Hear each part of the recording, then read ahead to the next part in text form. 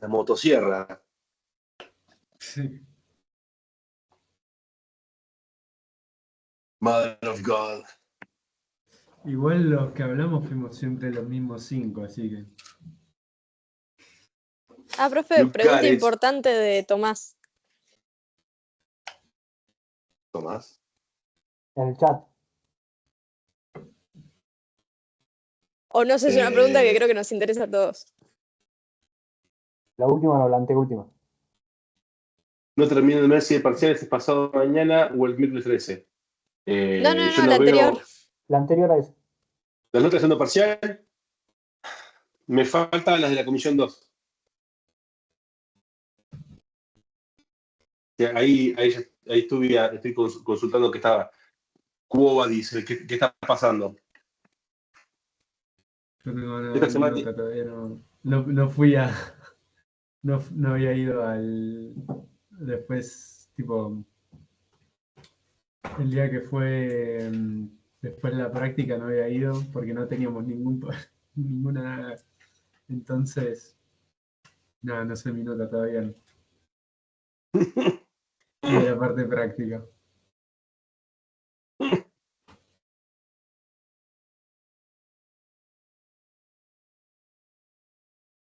El parcial 3 entonces va a ser todo teoría de algoritmos y algoritmos recursivos. No. Complejidad, algoritmo, recursividad. Y lo de hoy.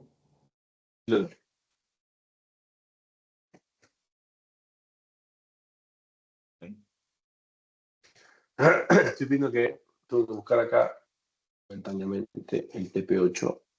Si quiere ganar puntos extra en el parcial, tiene que demostrar que P es igual a NP. ¿Qué hay transistores? No más matemática, por favor.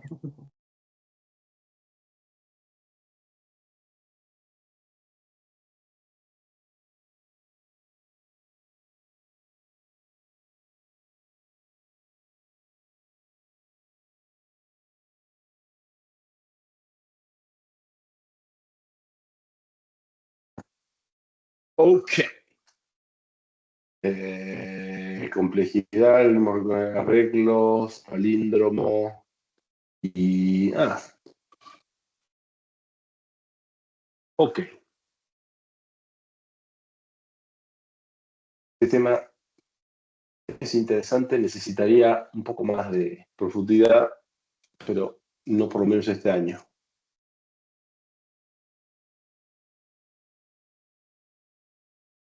Hay una cosa que tiene que ver también con lo que estuvieron viendo con Iván en electrónica digital, con el tema de la jerarquía del procesador y con los tiempos de acceso. De hecho, eso quería buscar, porque se lo mandé a Iván hace poquito. Porque Nos lo habías mandado a nosotros. Un video ahí como. O un lugar como que. Una página como que mostraba los diferentes tiempos. Eso. sí, Claro. o sea, esto es una cosa, es un tema que no he hecho tiempo para agregar, que es el tema de hacer estimaciones, o sea, darle un uso más concreto a la complejidad algorítmica. Porque la complejidad algorítmica en sí, muchos no, o sea, dice sí, para cada valor de n vamos a tener más operaciones en función de la cantidad de datos de entrada. ¿Pero qué significa eso? O sea, fíjense cómo, o sea, y acá esta página en particular está buena porque muestra la evolución y cómo se han ido achicando los tiempos. Y cómo hay cosas que han llegado a un punto donde no se reducen, o sea, no bajan. Que la comunicación no pueda bajar entre California y Holanda, ni más ni menos, está limitado simplemente por la velocidad de la luz. Porque está físicamente separado. Pero en el medio de todo esto, en algún momento aparecieron los discos todos sólidos. Y eso cambió muchísimo las cosas. ¿Qué significa todas estas cosas? Lo van a ver en otro momento, y lo van a ver con Iván también. Pero estrictamente hablando, lo que uno puede determinar, lo que uno puede decir de esto es ¿cuánto vale? O sea, si n vale 1, la cuenta es fácil. En un procesador moderno, que ahora vamos a ver, nos va a llevar una cantidad de tiempo conocida independientemente de cuánta información tengamos. Pero fíjense, fíjense que la cantidad de datos no es estrictamente muy grande. Fíjense que es 1, 10, 100, 1000, 10.000, 100.000. El tema es cómo cambia la cantidad de instrucciones asintóticamente cuando esto es logarítmico, cuando es lineal, cuadrado, exponencial, factorial. O sea, y hay unos acá que están en blanco, que le agregué una fila más a otra a continuación, pero la cosa que tienen que tener presente es cómo cambia en función de n. ¿Cuánto aumenta con un valor más de n? Pensando en que en una computadora moderna, la velocidad, a grandes rasgos, se está midiendo en gigahertz. Fréneme si hay algo acá que no cuaja. Un gigahertz es la billonésima, o sea, millones de instrucciones por segundo. O, en este caso, como es hercio, es digamos una frecuencia, esto es millones de instrucciones por segundo. Esto se traduce en una duración de tiempo de un nanosegundo, que es, el nanosegundo es la contrapartida de la fracción de la multiplicación de gigahercios, o sea, es la división en 10 a la menos 9, como esto es 10 a la 9. Está en la otra punta. Cada ciclo, cada instrucción del procesador consume un nanosegundo. Y después tenemos, o sea, fíjense que esto es una CPU embebida de un procesador. Lo que pasa es que se me confunden los billones norteamericanos. A ver.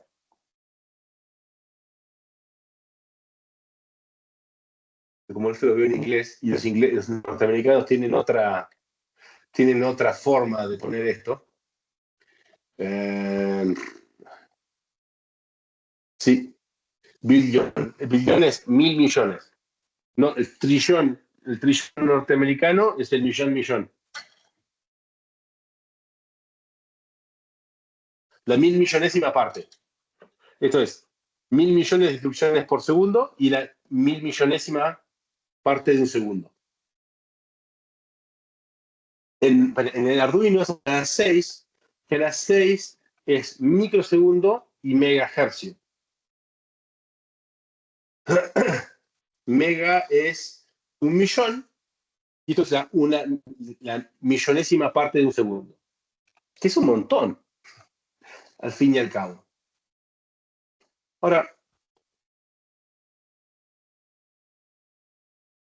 entre un procesador embebido, que no es de los más bajos, pero está, digamos que es del hardware más barato que se puede conseguir hoy en día, y una computadora de última generación, a grandes rasgos, y dejando de lado una cantidad infinita de cosas, hay 3 órdenes de magnitud de diferencia.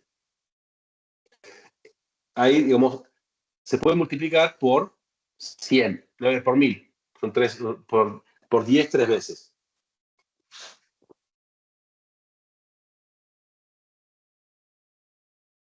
A grandes rasgos, si esto, o sea, lo que significa que algo analizado así muy rápidamente, algo lineal hasta de 1.000.000 de elementos, va a tardar un segundo en un Arduino. Y esto va a tardar 1.000 microsegundos en una computadora moderna. Pues son 3 ceros menos. Y el análisis es importante. Pero fíjense que acá acá ya se empieza, o sea, ya esto, fíjense que no hay forma, con 30.000 dígitos, no importa lo que hagamos, no importa qué computadora sea, va a tardar un montón. 3.000 dígitos, 150 dígitos, 300 dígitos. Fíjense que ya así, y no, digamos que o sea, no nos tuvimos que ir muy lejos para ver que lo exponencial y lo factorial se va muy rápido lejos o sea, la estratosfera. ¿Se entiende esto? Porque entra en el parcial, ¿vieron?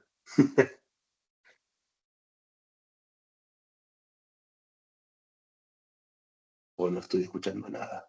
También posible. La seguridad por No complejidad es estábamos lo que hablando. hace que funcione la criptografía. Porque Claro. lo podés craquear, pero va a estar en la parte rosa de esa tabla. Hay mecánica. la generación de las permutaciones, para la creación de las claves, para las pruebas y verificar la fuerza bruta, es sumamente costosa. Está en esta región. La generación de las combinaciones. Eso no incluye el cálculo del hash, que es una cuestión que vamos a ver más el año que viene. Que es la función criptográfica que se encarga de proteger la contraseña, la firma criptográfica. Pero la complejidad de armar las combinaciones de caracteres está en esta región.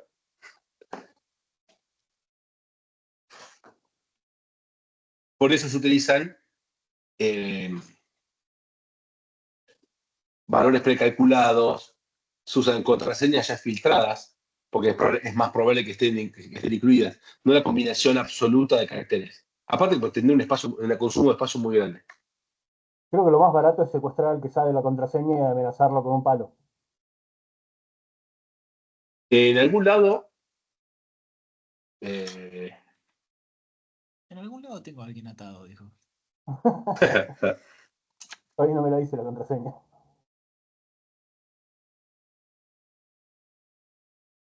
en algún lado había visto, no sé si es este. Ah, miren. Este es con. ¿Cuántas llaves por segundo se procesan? Un Core i5 de sexta generación procesa 11 millones de claves por segundo. A ver. Ah, El sí, 2020, creo que lo había visto. el 2020 es 17 millones. En el 82 se procesaban 8.000 llaves por segundo. Cambia, ¿eh? Y no le puedes poner, tipo, que le pones tipo una password ahí y te dice cuánto te tardaría. Claro. ¿Cuánto tardaría en salir? Ah, nada. Entre 9 milisegundos y monedas hasta.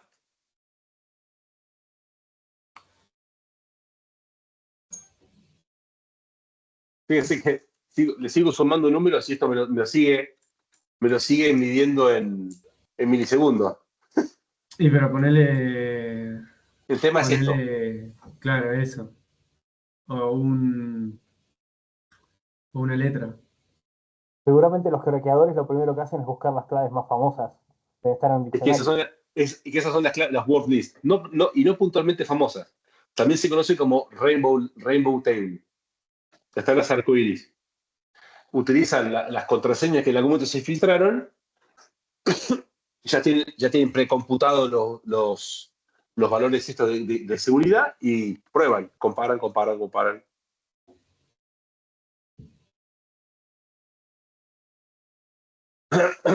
Capaz que algún Entonces, día hacen funcionar de verdad las computadoras cuánticas y eso baja esa cantidad. sí, hay cuestiones ahí. Hay cuestiones ahí que son. Ameritan un análisis más profundo.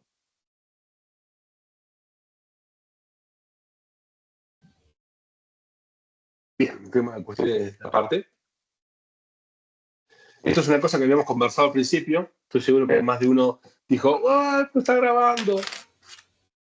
Esto es una cosa que me preguntaron en Discussions, y me pareció muy importante, así que lo agregué en la clase. El costo de la utilización de la memoria dinámica es O de 1, la mayoría de las veces. No sé si se ve ese asterisco. Un asterisquito. Eso sí, no, un asterisco, o sea, es el logo de los Red Hot. Podría poner un asterisco como una estrellita. Sí, parece más el de los Red Hot Chili Peppers. Depende, o sea, 2 llamadas a malloc en particular, o de las otras funciones también, depende de muchas cosas, incluyendo la fragmentación de la memoria, y esto depende específicamente de cómo le estemos dando uso.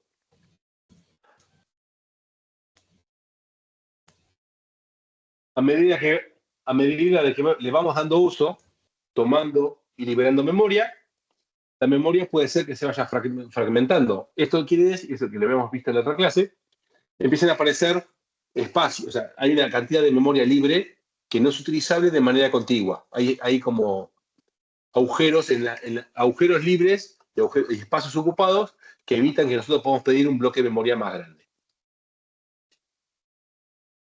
Y esto hace que, o sea, entre más fragmentada es, más tiempo le va a llevar al malloc buscar el espacio de memoria que nos pueda dar el bloque que le pedimos. La implementación también cambia completamente. Hay implementaciones de malloc que están garantizadas a dar tiempo constante con limitaciones. Por ejemplo, no pueden manejar más de 2 GB de memoria o una cantidad determinada de memoria.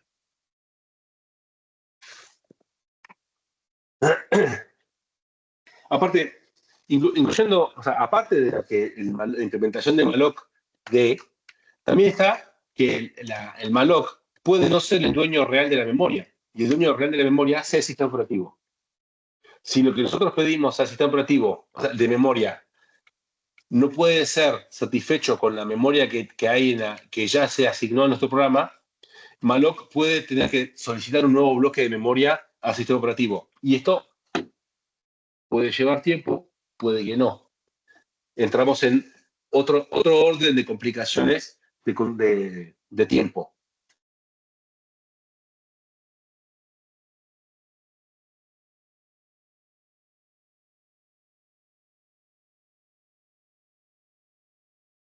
Ahí estamos.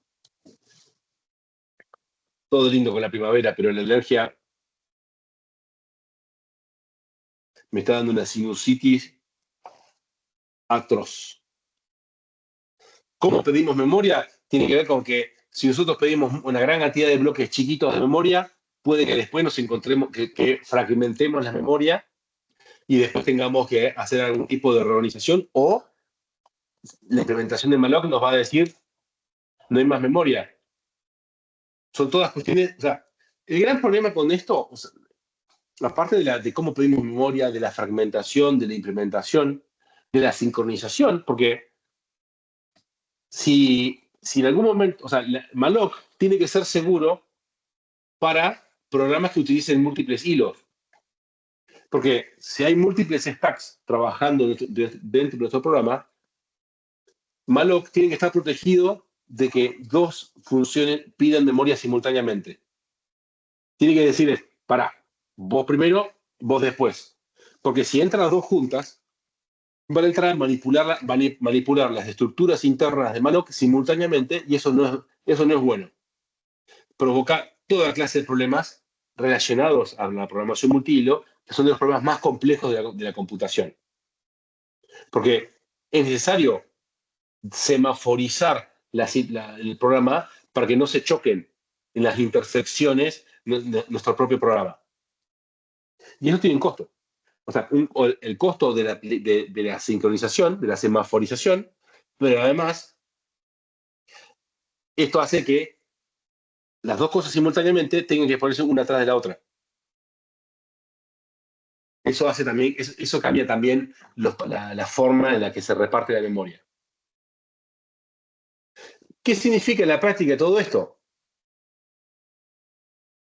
Que la utilización de memoria dinámica no es determinista. Esto se refiere a que es imprevisible saber cómo va a ser el comportamiento o rendimiento de las funciones de gestión de memoria. malloc y free no son deterministas, porque dependen de las llamadas a funciones anteriores, de las pedidos de memoria y liberaciones de memoria anteriores. Porque si ustedes piden como para hacer una matriz, en algún momento se puede encontrar que les queda la matriz a medio inicializar. Porque la inicialización de la matriz fragmentó la memoria.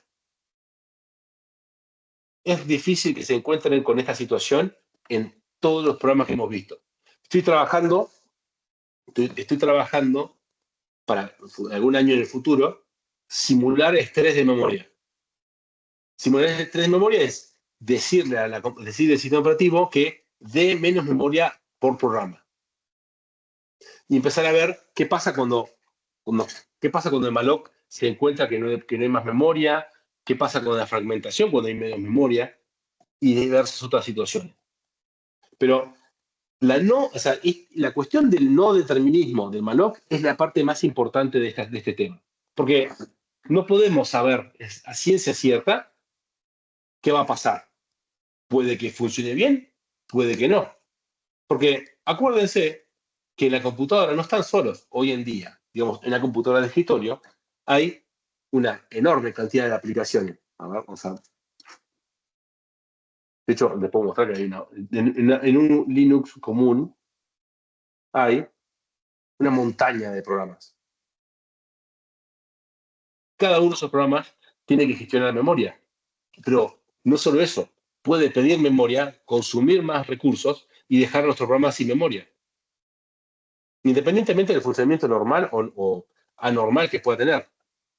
Los navegadores, históricamente son así de demorarse hasta el último byte de memoria de la computadora, más si tiene muchas pestañas abiertas.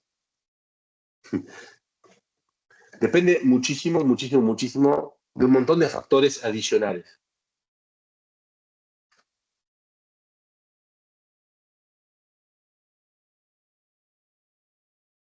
Sin embargo, vamos a considerar que, aún a pesar de esto, las llamadas a malloc y a free se las considera de tiempo constante, teniendo en cuenta esta restricción de que puede existir una llamada a estas funciones que no funcione en tiempo constante.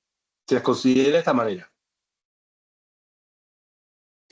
Con calloc es un poco más fácil porque no solo pedimos la memoria, sino que estamos exigiendo garantías de que la memoria venga inicializada y esa garantía cuesta. Cuesta que la función recorra el bloque de memoria y le dé un valor. ¿Y realloc? ¿Qué les parece que va a pasar? En la mayoría de los casos, igual que malloc. Siempre y cuando no se encuentre con los mismos problemas de fragmentación y eso. O sea, si no es necesario hacer una reorganización de la memoria, constante. Pero de nuevo, de todas formas, no podemos saber cuál de los dos va a ir.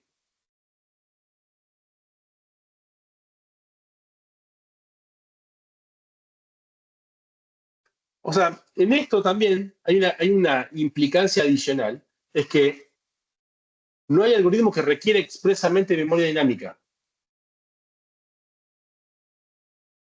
Por eso se lo considera, incluso con las falencias, digamos, con las falencias o sea, con el no determinismo, digamos, es una falencia de la medición del O. Los algoritmos no van a tener una necesidad exclusiva de que solo pueden funcionar con memoria dinámica. Es muy raro encontrarnos con eso. Si hay un requisito de memoria dinámico con respecto al problema, probablemente lo más probable es que se trate de una función recursiva. Las funciones recursivas aumentan el consumo de memoria en función de los datos de entrada. Y eso, como es a partir del stack, es automático y es más fácil de gestionar que un malloc. aparte de las cosas que habíamos conversado antes con respecto a decir, bueno, podés pedir un bloque y encargarte vos de repartirlo a tu programa. Pedís un bloque muy grande y bueno, tengo mi pileta de nodos para la lista enlazada. Me quedo sin nodos en la pileta, puedo ampliar la pileta o puedo decir, no hay más. Termina siendo como un enfoque híbrido entre estático, porque ya tenemos un conjunto predeterminado de nodos, y dinámico, porque podemos de última hacer un reloj de eso y ampliar la cantidad de nodos disponibles. Estas cosas las vamos a ver, le vamos a dar un poco más de uso en programación 2, que es un poco más fácil de trabajarlo. En Java.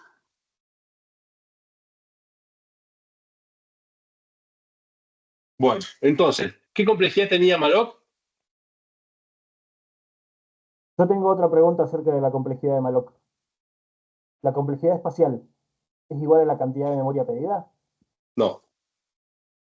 Eso depende todavía más de la implementación. Pero hay un conjunto de estructuras que se utilizan para saber que lo pediste, o sea, tenés que guardar qué bloque diste, tenés que tener una estructura que te permita saber cuáles son los bloques de memoria libres contiguos. Hay un montón de información. La complejidad espacial del malloc no es una cosa que se considere mucho, y no es una cuestión constante. Digo porque en el trabajo práctico 8, cuando querés hacer la complejidad espacial y temporal, en el práctico 6, yo tengo wrappers de malloc. ¿Cómo los hago? Tratarlo como malloc. ¿Lo trato Fíjate como? que como malloc mismo, Sí, sí, pero ¿qué complejidad espacial le doy a malloc? a la que vos le pedís. O sea, si tu arreglo es de n, la complejidad espacial va a ser Sn. Ah, esa es mi pregunta. Si la complejidad Esa espacial es es la igual a la memoria complejidad. pedida. No hay complejidad para tu programa, no hay una complejidad Sí. adicional. Porque en definitiva, si depende, o sea, la respuesta completa es que depende de implementación. Depende de la Pero si le implementación. pido 7 Pero floats, termina la siendo, al memoria va a ser de final, 7 floats. pero al final termina siendo un 2n, o sea, aunque nunca va a ser un n cuadrado, n cubo, por la simplificación asintótica va a seguir siendo n.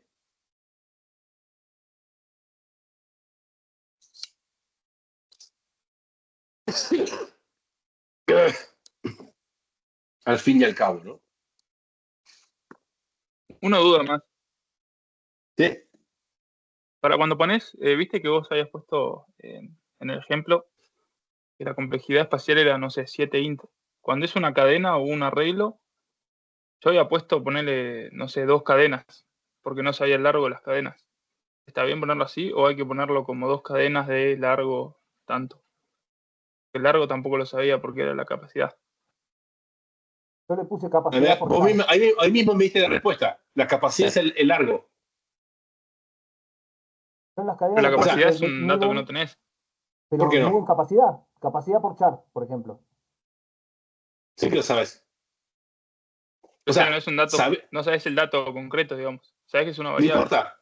O sea, por eso tu complejidad va a ser o de la capacidad. O sea, Pero digo, lo que la te va a espacial mismo. determinar, por eso, o de capacidad, que es el tamaño real de la cadena en memoria. Si tenés una función que necesita crear una copia de esa cadena para hacer alguna operación, tu complejidad espacial va a ser 2 veces la capacidad de la cadena, porque la duplicás, haces algo, pero tenemos que tu pico de consumo de recursos es dos cadenas, que después lo simplificás a la cadena, pero el valor, digamos, que utilice n no implica que siempre tenga que ser n. Es alguna variable que te indica cuál es el tamaño de la información que tenés. Sí, no lo sabés, claramente. Así como tampoco sabés cuánto es n.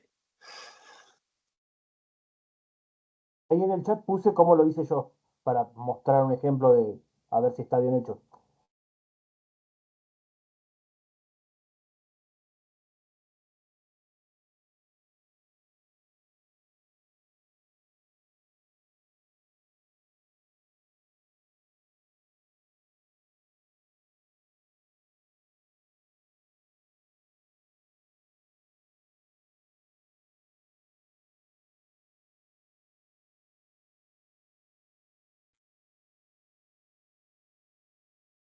Es que sí. O sea, vos tenés tus incógnitas, tus variables, te van a marcar cuánto es lo que consume de memoria.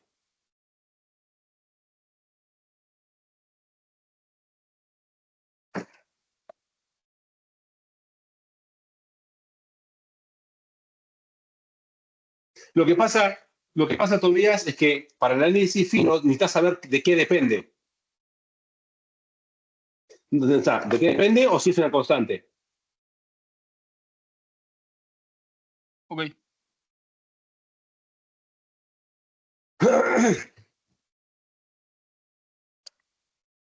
Bien. ¿Qué pones char por eso? ¿O lo contás como cadena? Fíjate que lo puedo hacer de dos formas. Mientras que se entienda cómo varían las cosas.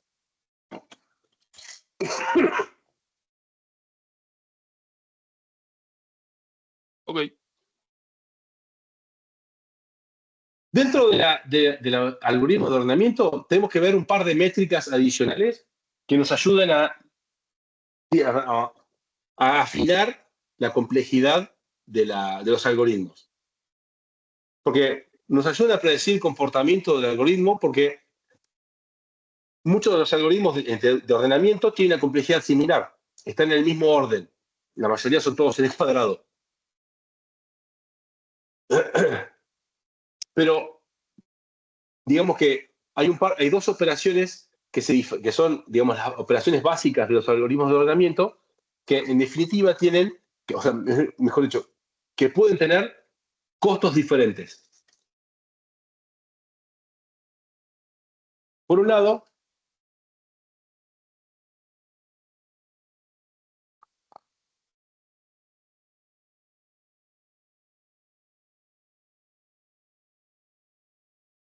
están las comparaciones necesarias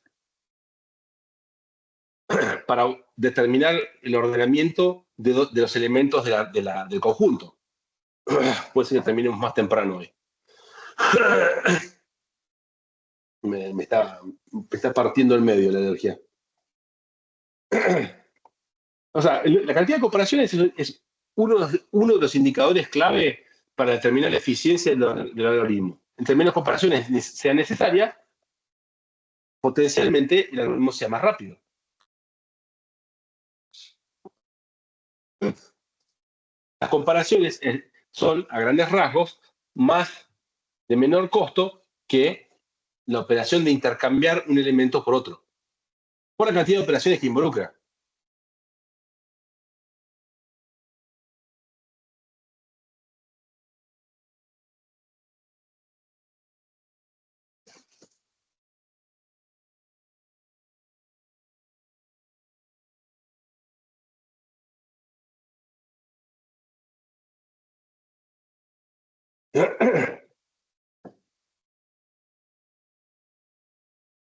Después, o sea, porque en la comparación hay dos accesos a memoria y una operación aritmética. En los intercambios hay accesos a memoria a 3 ubicaciones y tres operaciones. O sea, las operaciones de lectura y de escritura de la memoria. Que, hilando fino, son más costosas que las comparaciones. Pero también, o sea, depende de la computadora donde se esté ejecutando el algoritmo y depende también de cómo esté implementado el intercambio, porque si el intercambio del elemento implica mover una gran cantidad de información, naturalmente va a tener un mayor costo que, por ejemplo, manipular los punteros o índices en un arreglo. Nosotros podemos hacer un ordenamiento de un arreglo de estructuras y digamos, la operación de cambiar estructura de lugar en el arreglo es mucho más costosa que simplemente indicarle el número de orden. Como vimos, que era una de las cosas que habíamos visto, de las opciones que habíamos visto para implementar las listas enlazadas con arreglos. ¿Recuerdan? Una de las estrategias.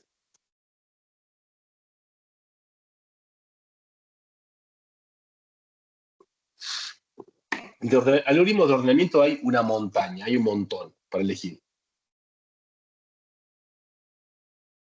Vamos a empezar el algoritmo más directo para ordenar un conjunto de valores, el de burbuja. Este algoritmo en sí arranca en una punta,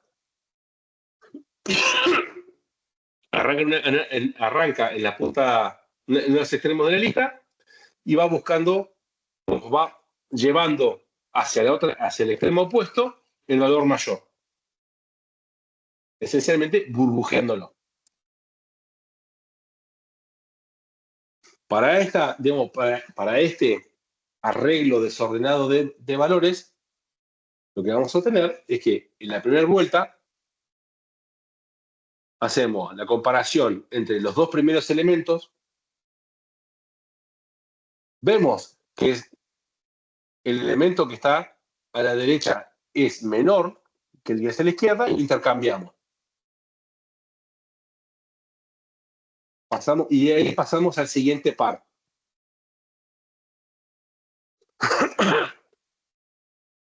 Cinco es menor que 8, por lo cual no es necesario hacer intercambios. 8 es menor que 12, por lo cual no es necesario hacer intercambios. 12 es mayor que 1, por lo cual es necesario hacer intercambio. Y después, 12 es mayor que 6, por lo cual es necesario hacer otro intercambio. El problema con esto es que esta es la primera vuelta del lazo exterior, en la cual llevamos el elemento mayor del arreglo a la derecha. Esto hay que repetirlo. Vamos a hacer acá. Hay que repetirlo hasta que no tengamos más cosas para arreglar, ordenar. 2 ¿es mayor que 5? No. 5 ¿es mayor que 8? No. 8 ¿es mayor que Como 1? máximo, Sí. como Cambiamos máximo acá. tendríamos que hacer, ¿cómo se dice? 36 de los cuadros esos que, tipo de los, como 36 pasos en este, creo. 1, 8. 8 ¿es menor que 6? Sí. Fíjense cómo en este pasamos acá el 6, acá el 8, y este ya queda ordenado. Estos dos ya están ordenados. Como esto, o sea, digamos que en cada vuelta vamos a hacer, tenemos que recorrer todo el lazo exterior de todo esto, es recorrer de punta a punta el arreglo. Pero el lazo interior va de n, n-1, n-2, n-3, n-4 hasta n-n, que quedamos en el último elemento ordenado. Siguiente vuelta. ¿Esto qué es? 1, 6. Vamos a poner, borramos acá. 1, 6, 8. Estos ya están ordenados. 2 es menor que 5. Sí. 5 es menor que 8. Sí. 8 es menor que 1. No está más del 8, está el No. 1. 2 menor que 5. Sí. Vamos a poner acá. 2 y 5. Así no hacemos confusiones. 2 menor que 5. 5 menor que 1. Acá intercambiamos. 1, 5, 6. 5 menor que 6.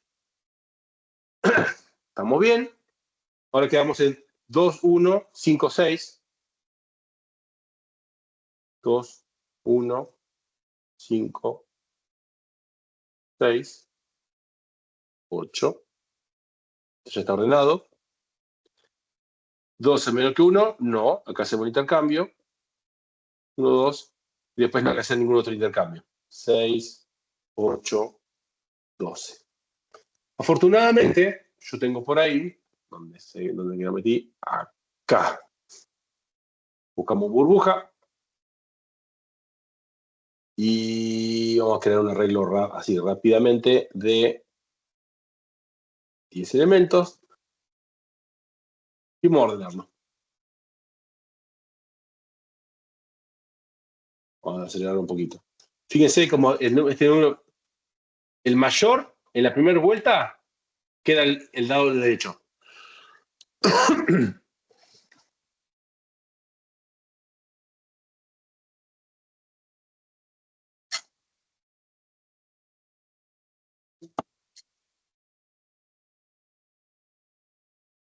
¿Vamos? La implementación es muy simple. The design is very human. Sí. No es Simplemente, no es simplemente recorremos el arreglo por cada vuelta, por cada elemento del arreglo, lo recorremos completo. Acá se va achicando un poquito, pero lo recorremos completo. Esto nos deja esta combinación de lazos en una complejidad en el cuadrado.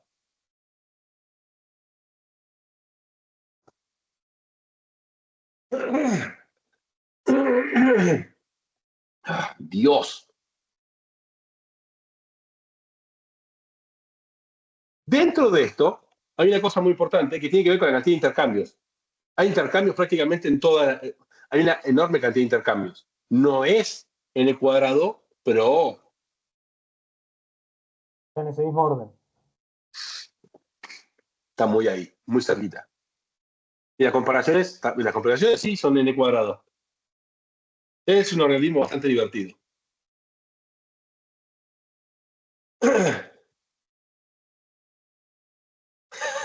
Hay algoritmos para calcular qué algoritmo es mejor aplicar.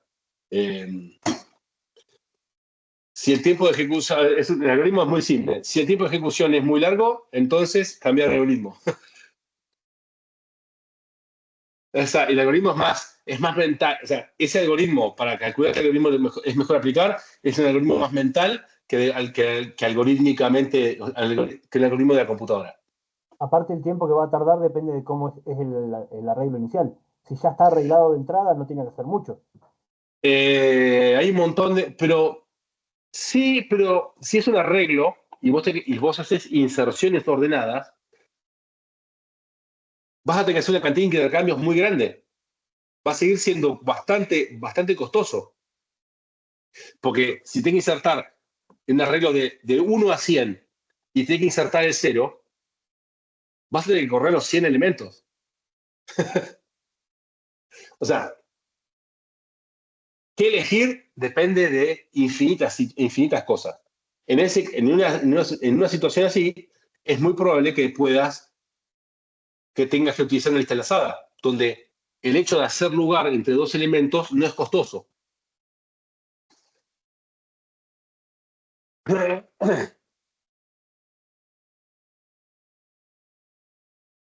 El algoritmo de inserción es el algoritmo de ordenar cartas. O sea, el algoritmo que uno utiliza mentalmente para ordenar una mano de cartas en las manos. Este algoritmo consiste en ir considerando un valor inicial, el más a la izquierda, como ordenado, e ir eligiendo la carta que sea mayor.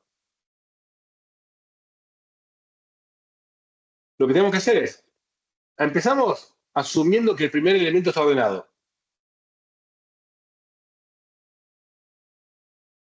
El siguiente elemento, que es un 2, o sea, cuando pasamos al siguiente elemento, 2 es menor que 5,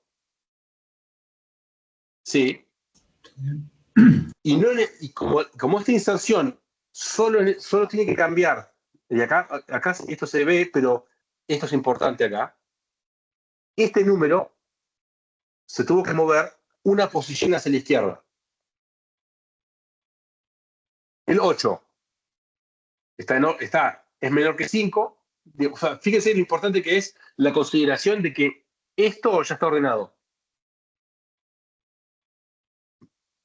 12 ya está ordenado, pero el 1 no. Y el 1 tiene que ir 1, 2, 3, 4 lugares. Se tienen que hacer múltiples intercambios para que ese 1 vaya cambiando de lugar todos los elementos para hacer lugar. Exactamente lo que se había mencionado antes. El costo de este algoritmo está dado porque tiene que hacer un montón de intercambios cuando las cosas no están ordenadas. Si en la inserción si ya estaba ordenado, nos ahorra un montón de intercambios, pero no deja de o sea, nos ahorra un montón de comparaciones, pero en los intercambios no. Porque las comparaciones, fíjese que a grandes rasgos están dadas por esto. Hay una restricción de las comparaciones porque ya sabemos que está ahí. Esto ya está ordenado. Y lo mismo con el 6. El 6 tiene que ir 3 lugares para atrás. 2 lugares para atrás.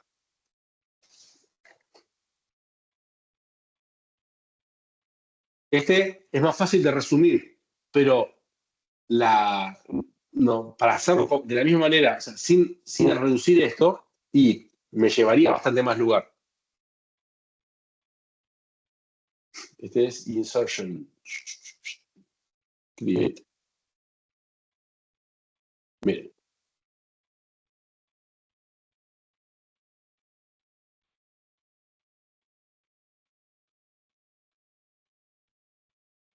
Este es el intercambio. Claro, ahí no entendía muy bien cómo era que hacían. O sea, la selección, o sea, está hecho así a propósito, porque uno tiene el mazo de cartas, agarra la carta y la pone donde tiene que ir. Claro.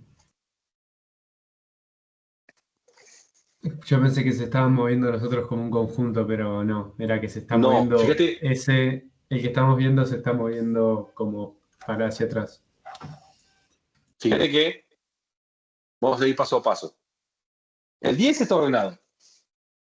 Porque en la primera vuelta no tenemos nada contra qué comparar, así que eso está ordenado. O sea, el 22, ¿qué es con respecto a 10? ¿Mayor o menor? Si es mayor, queda donde está. El 9, ¿qué es con respecto a este arreglo ordenado? Menor al primer elemento. Sí. Así que, o sea, si ahí se empieza a comparar con los elementos, ahí. El 6, lo mismo. Es menor que 22, menor que 10, menor que 9. 28. Acabo de ver cómo van cambiando los índices en el arreglo a medida que se corre. 21.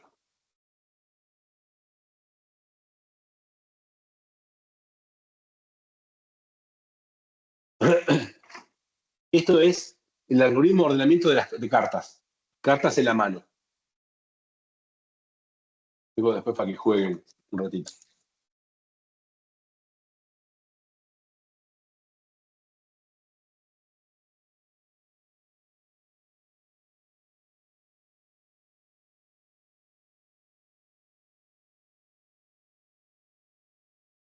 ¿Estamos?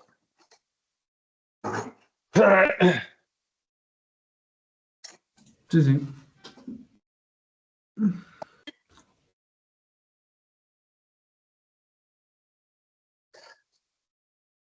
Vamos, Suma, Team Primavera.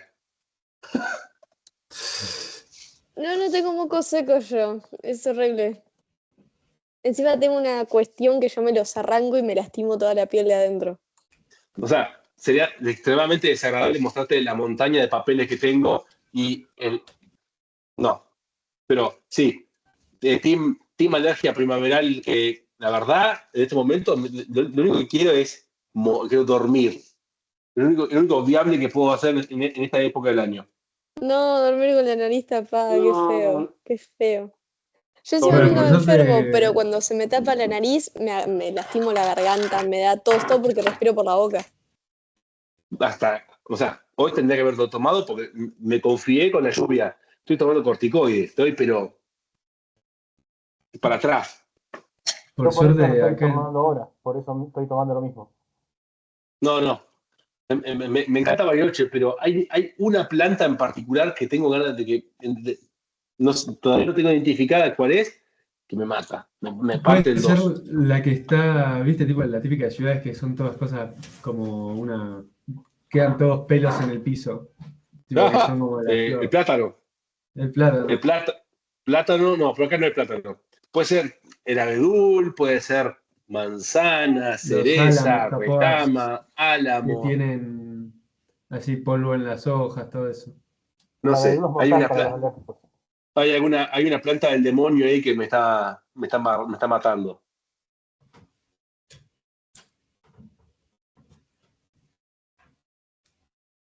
Es muy fácil esto. Recorremos. Fíjense que esto arranca en 1, porque tiene que arrancar, o sea, con la posición inicial ya está ordenada. Y mientras queden, o sea, y el J es cuántos elementos ya fueron ordenados.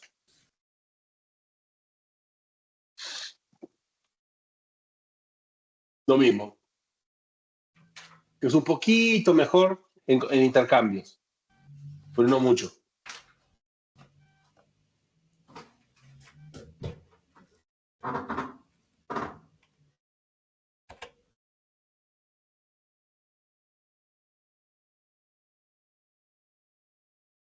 En este elegimos el valor mínimo y lo ponemos al principio. El siguiente valor mínimo, sí, o sea, fíjese que a medida que vamos recorriendo, vamos buscando el mínimo en un conjunto cada vez más chico.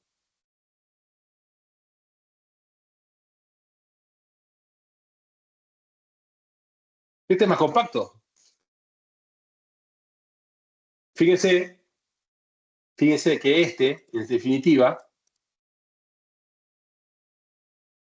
no requirió de trucos.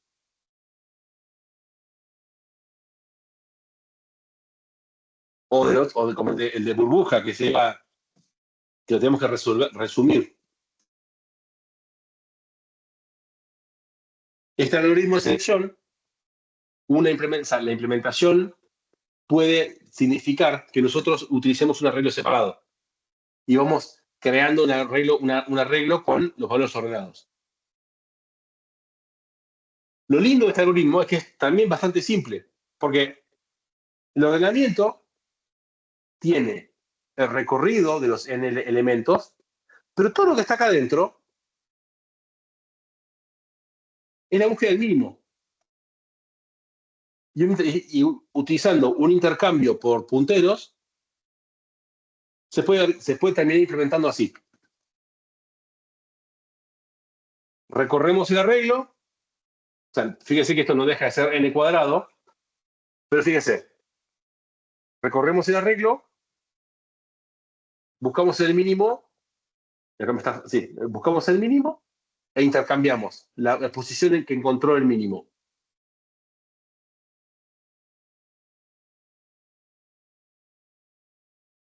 Donde se busca el mínimo, aunque esto se puede utilizar, o sea, aunque esto podría ser un mínimo, ¿se acuerdan de la función buscar el posición máximo o posición mínimo? Un poco la cual de los dos le había pedido. Con esto, se puede hacer con punteros, con aritmética de punteros, y no usar, y descartar este argumento. Es un poco más complicado, pero se puede hacer sin una función tan específica. Lo que pasa es que así es mucho más fácil. No es tan complicado.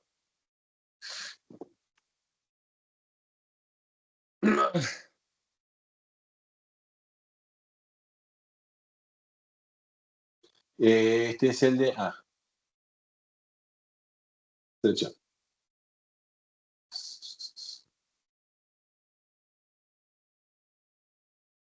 Creemos.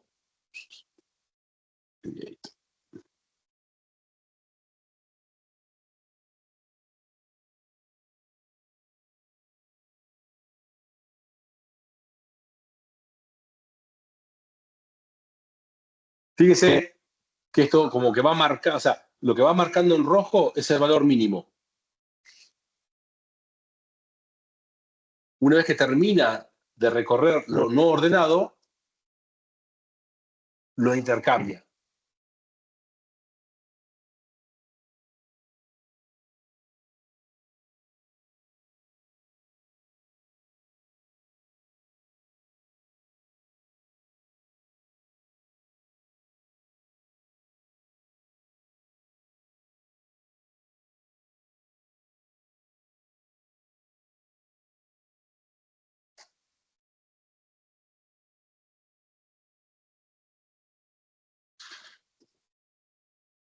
¿Cómo venimos? Bien.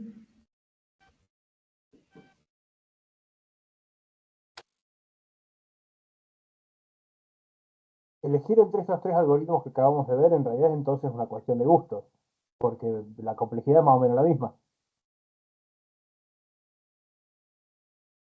Al fin y al cabo, sí.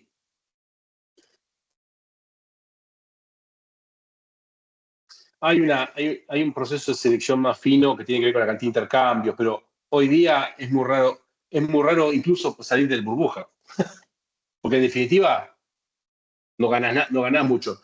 Y la otra cuestión es que para menos de 100.000, un millón para más o menos 100.000 elementos, una computadora moderna, o sea, no amerita la complejidad de la implementación.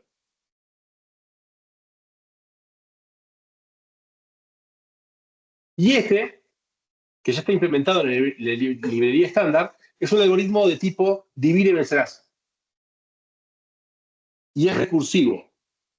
¿Qué significa que sea recursivo? O sea, ¿cuál es la principal contra de los algoritmos recursivos? La memoria.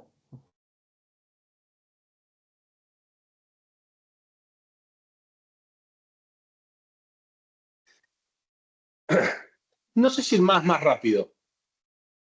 Hay unos algoritmos mucho más raros.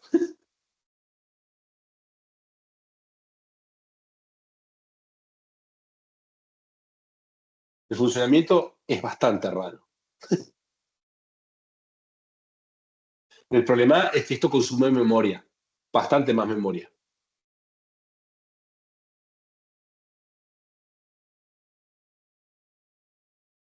Y esto acá está mostrando, digamos, está mostrando la partición, está mostrando digamos, los niveles de recursividad.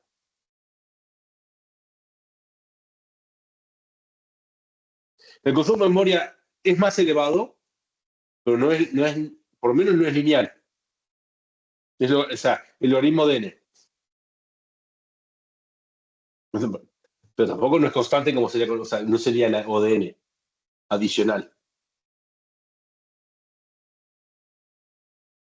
No que sea, o sea, no es una cuestión que sea difícil de ver su complejidad. Es, en el peor de los casos, n cuadrado y logaritmo de n como promedio. O sea, si tiene que ordenar las cosas al revés, digamos, directamente al revés, el sorted,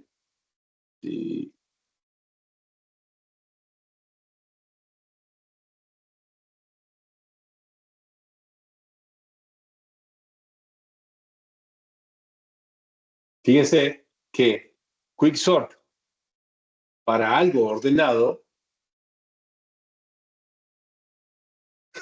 miren qué está pasando con el quicksort. Es una recursividad por cada elemento. Ya no es tan quick. Todos los algoritmos tienen una situación, o sea, algo donde brillan y algo donde se van al diablo. Fíjense que acá las comparaciones son cuadráticas. Perdón, sí, cuadráticas. La cantidad de operaciones necesarias es altísima. Y además, digamos, el nivel de recursividad hace que el consumo de memoria sea elevado.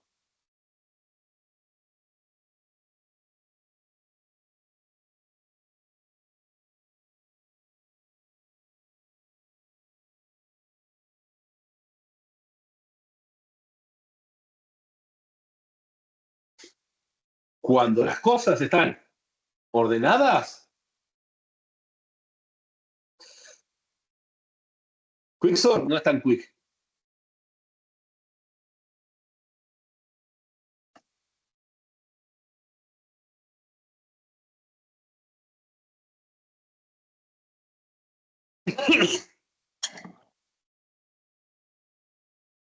No termino de entender qué es lo que hace. ¿Por qué divide en algunos lugares y por qué en otros no?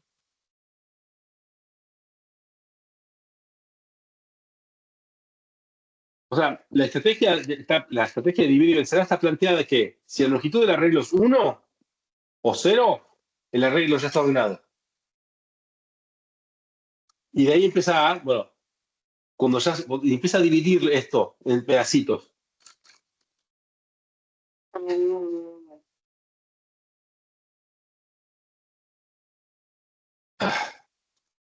La elección o sea, ahí se elige un punto de pivote, que es donde se va a partir en dos, donde se va a hacer la división. Y desde ese punto se toma una llamada recursiva de quicksort para la izquierda y una llamada recursiva de quicksort para la derecha. Si la división izquierda es de elemento de largo 1 o 0, significa que ya está ordenado.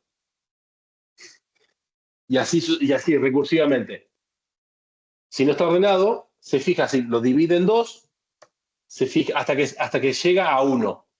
Cuando llega a 1, significa que está ordenado. Hay una parte acá con el stack que hace que esto funcione. Pero si esto estaba ordenado, o casi ordenado, la complejidad es bastante mala.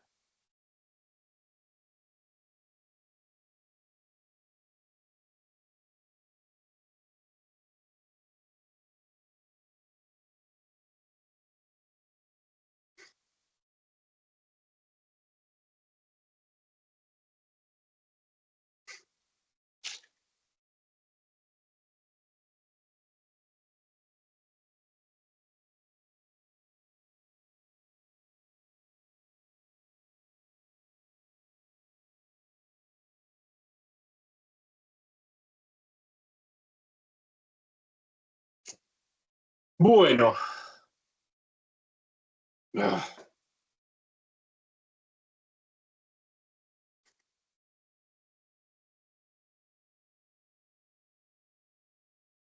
La función, o sea, la recursividad de quicksort es una recursividad compuesta y también necesita de la función de partición.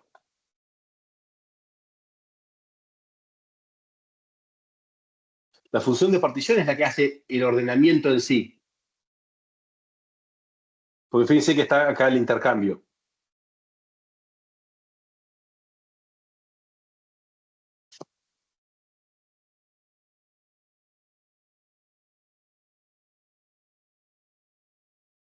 Bueno.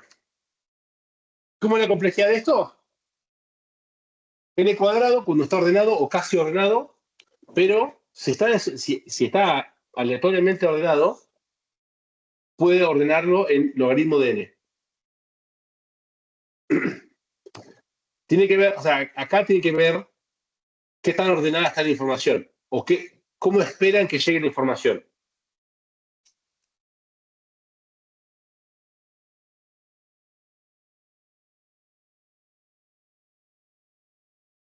Bueno.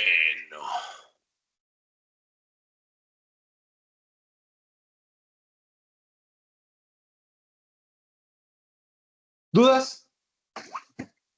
Aparte de Quicksort está implementado. Merge sort, ¿habíamos visto? No. Entré a la página esa, vamos a ver. Está buenísimo. Está muy piola en la página. Merge. También recursivo.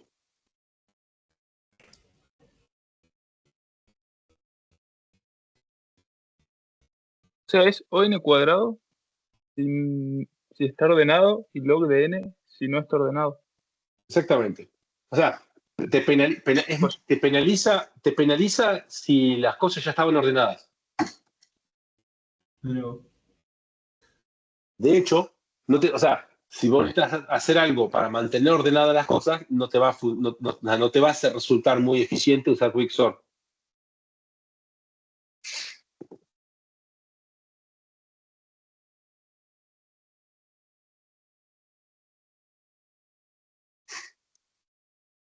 Bueno, y hasta aquí hemos llegado. No quiero darles mucho más de esto.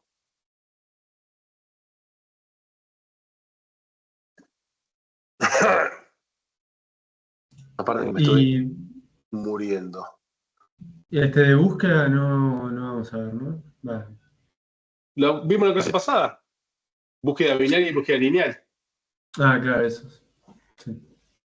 No, No sé si la clase pasada, pero No, creo que recién cuando habíamos empezado a ver algoritmos. sí, por eso, había sido 2 clases antes. Porque los usé como ejemplos para el tema de la complejidad. Sí, me acuerdo de eso. Una cosa que se puede hacer con esto, con el de selección, es hacer una búsqueda binaria. Una búsqueda binaria del lugar a donde tiene que ir. Pero sabemos que la complejidad no mejora mucho.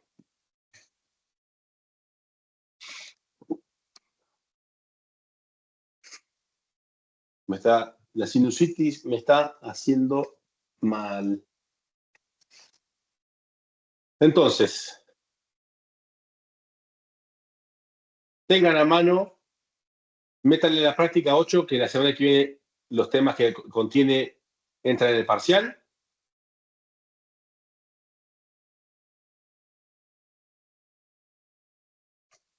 Y dudas, consultas, ¿Cuándo se entrega, profe, el TP8? antes del parcial que viene, la semana que viene. O sea, joya. la cosa, formalmente este miércoles, pero el tema de fechas, o sea, lo mismo, la misma historia que las últimas veces, que la misma historia que las últimas 2. Sí, es para el parcial el TP8. Si no lo haces para el parcial, y después, qué sé yo. Sí, sí, eso sí, obvio. Bueno, joya entonces. Sí. A leer nomás. Me encajó una publicidad. A ver. Nah, es un tipo que pone. Hay un ¿Lo de tipo. los sonidos? Sí, no, pero aparte creo que hay un canal que se trata de poner así algoritmos de búsqueda, de ordenamiento, pero el tipo lo que hacía, claro, te da un remasaje al cerebro. No. Aquí, en un canal de matemática, que explicaban que la curva esa que va teniendo a la izquierda el algoritmo a medida que se va ordenando, tiene una fórmula matemática explícita. Tiene que ver Ah, con cómo son los algoritmos. sí, yo lo había visto, eso. Bueno, en realidad les podrías tomar la danza tradicional, o sea, los algoritmos de danza tradicional. De hecho era el tercer video recomendado ahí en lo que tenías recién. Por eso, es que eso es lo que van el ordenamiento de burbuja con polka, con bailarines.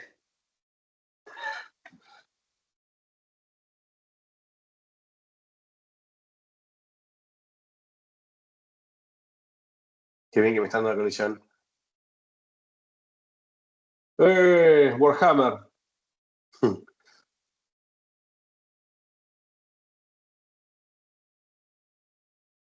Me manda mala conexión. Divino.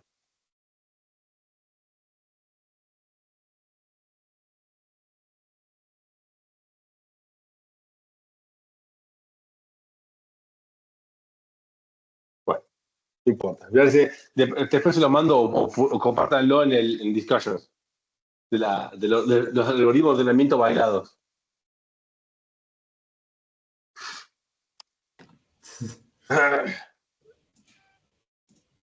Ok. Mira que encontré. Para estudiar. Que pedían música para estudiar.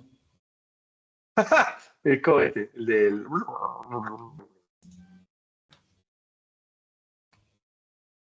Alguien estaba pidiendo música para estudiar. Bueno, ahí hay un video de 56 minutos. ¡No!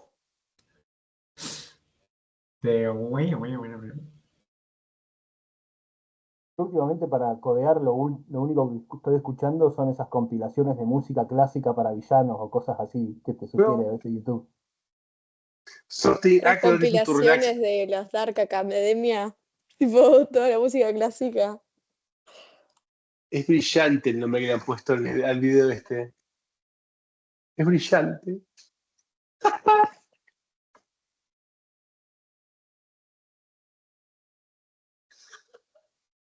Genial.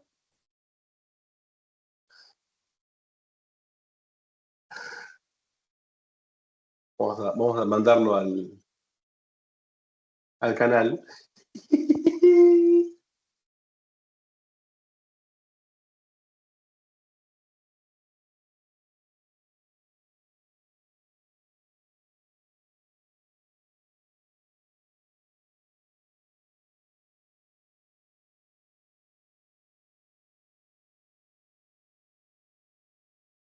A ver si ahora anda.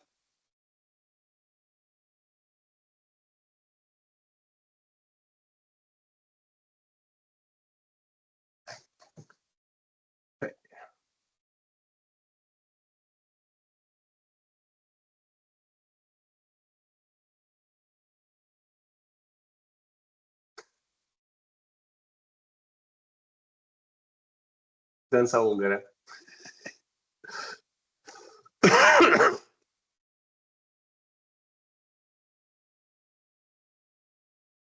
De burbujas que estuvimos viendo.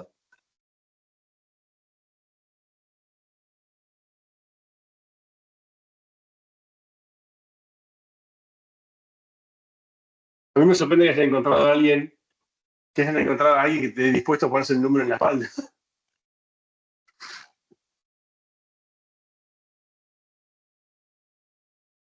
Yo había visto uno aparte, que era un robotito que iba caminando agarrando pelotitas, las comparaba, las ponía en otro estante, como para ir mostrando qué era la escritura, la lectura, la comparación. Además, fíjense que hacen las comparaciones. Las comparaciones son con... La comparación sin intercambio es simplemente chocar las manos, sino es dar vuelta.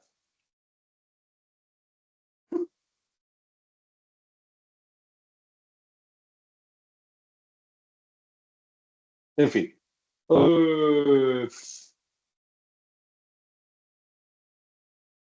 La oficina me está diciendo algo. Lo que sí vamos a hacer con esto es descargar acá. Entonces, hasta la próxima.